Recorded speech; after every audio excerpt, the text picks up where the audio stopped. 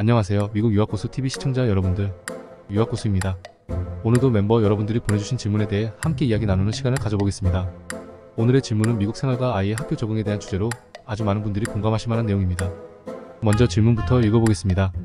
질문: 고수님 안녕하세요. 그간 건강하셨죠? 전 최근에 바이블벨트 내주로 이동을 해서 미국 내 집도 구하고 정착을 했습니다. 아이도 초딩이라 학교도 고려해서 정했고요. 근처 학교는 주내에서 상위권 상위 3%로 평가받고 백인 비율이 많고 60% 정도, 아시안 비율이 적은 10% 내외 학교입니다.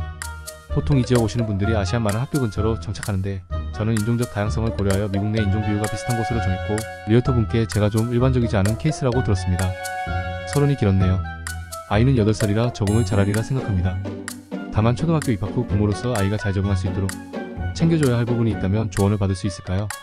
답변: 안녕하세요. 질문 주셔서 감사합니다. 먼저 바이블벨트 지역으로 이사를 결정하시고 정착까지 하셨다니 정말 큰 결정을 하셨습니다. 새로운 환경에서 가정을 꾸리고 아이를 위한 학교를 선택하신 점에서 부모님의 고민과 노력이 많이 느껴집니다. 그러한 고민 끝에 지역의 다양성까지 고려하신 선택은 정말 대단하시고 자랑스러워하셔도 됩니다. 이 과정 자체가 아이의 성장에 큰 힘이 될 것입니다. 바이블벨트란 무엇일까요? 먼저 거주하시게 된 바이블벨트라는 지역에 대해 간단히 설명드리겠습니다. 바이블벨트는 미국 남부와 중서부 지역을 아우르는 특정 지역을 지칭하는 용어로, 이곳은 개신교 신자들이 특히 많이 거주하는 곳입니다. 이름에서도 알 수 있듯이 종교적 신념이 지역 문화와 삶 전반에 깊이 스며들어 있습니다. 이 지역에서 교회는 단순히 종교 활동의 공간이 아니라 지역 커뮤니티와 문화를 이해하는 데 매우 중요한 역할을 합니다. 지역 주민들과 친해지고 미국 사회에 자연스럽게 적응하기 위해서는 교회에 출석해보시는 것을 추천드립니다. 특히 교회는 사람들과 관계를 맺는 동시에 미국 문화를 직접 체험할 수 있는 최고의 장소 중 하나입니다.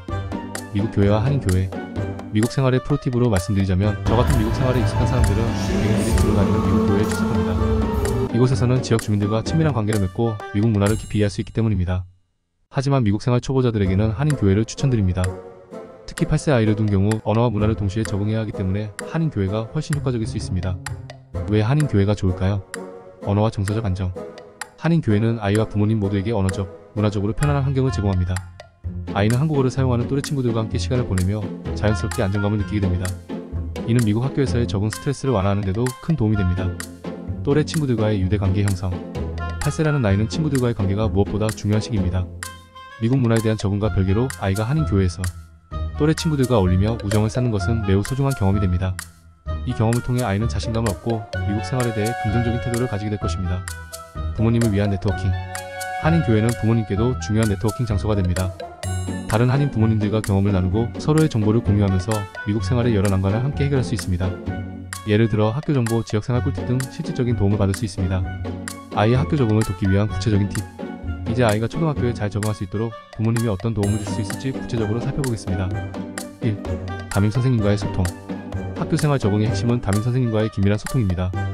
아이의 성격, 강점, 그리고 잠재적으로 어려움을 느낄 수 있는 부분을 미리 공유하면 선생님이 아이를 더 세심하게 돌봐줄 수 있습니다. 선생님께 아이가 특정 분야에서 흥미를 느끼는지, 친구들과 잘 어울리는지 주기적으로 피드백을 요청하세요. 2. 학교 행사와 학부모 모임 참여.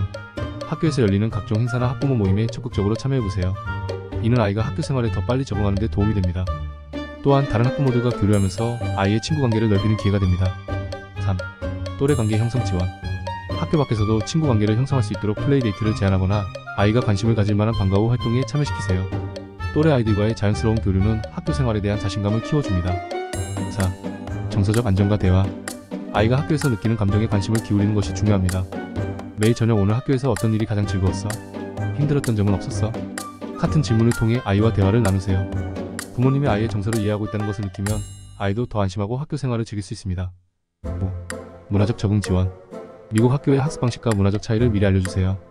예를 들어 학교에서 다루는 전통 행사, 크리스마스, 추수감사절 등락교실, 내 규칙 등을 함께 이야기하고 준비하면 아이가 당황하지 않고 자연스럽게 적응할 수 있습니다. 미국 생활에서 다양성의 의미. 부모님께서 말씀하신 대로 다양성을 고려해 학군을 선택하신 점은 정말 훌륭한 선택입니다. 다양한 문화와 인종이 공존하는 환경은 아이가 넓은 시야를 가지는 데 큰 도움이 됩니다. 다만 초기 적응 과정에서는 아이가 스스로 다르다고 느낄 수 있는 부분에 대해 부모님이 꾸준히 격려와 지지를 보내주셔야 합니다. 너의 다름은 특별함이다 라는 메시지를 아이에게 전하고 자존감을 높여주세요. 결론: 부모님의 따뜻한 관심이 핵심입니다. 새로운 환경에서 아이가 잘 적응하려면 부모님의 따뜻한 관심과 지지가 무엇보다 중요합니다.